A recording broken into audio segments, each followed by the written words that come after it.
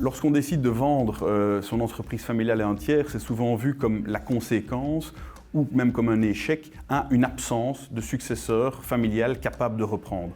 Or, il peut y avoir beaucoup d'autres raisons, telles qu'une évolution technologique forte qu'on ne sait pas suivre, telle qu'une société qui devient d'une taille trop importante ou encore des difficultés financières qui font que cette vente à un tiers sera la seule possibilité. Oui, ce qui est en tout cas important, c'est d'entamer cette réflexion relative à l'opportunité de vendre un tiers suffisamment tôt, de manière à ne pas devoir réaliser la vente dans la précipitation. Et a fortiori, si la précipitation fait suite à des difficultés financières de l'entreprise, ça va créer un rapport de force déséquilibré entre les quelques candidats acquéreurs et le vendeur, et ça conduira inévitablement à un prix plancher.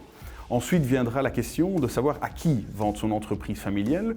Première possibilité, un acteur du secteur, client, fournisseur, qui cherche une intégration verticale, ou un concurrent qui cherche à gagner des parts de marché ou à réaliser des économies d'échelle.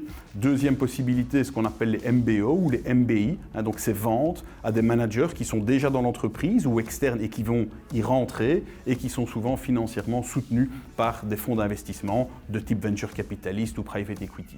Quel que soit le type d'acquéreur retenu, il est important de bien comprendre ses motivations profondes pour faciliter la suite du processus.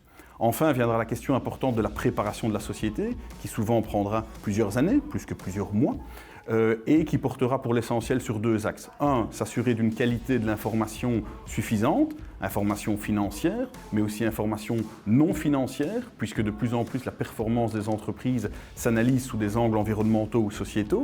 Et deuxièmement, s'assurer que la société ne présentera pas le jour venu des risques anormalement élevés, que ce soit des risques fiscaux, sociaux, juridiques, surtout aussi opérationnels. On sait par exemple que la dépendance forte à un dirigeant ou la dépendance commerciale à quelques clients a souvent des impacts très négatifs sur la valeur de la société. Et ce qui est très important, c'est de réaliser cette préparation tout en assurant la continuité du business au quotidien, au risque de devoir présenter le jour venu au candidat acquéreur une performance d'entreprise en déclin.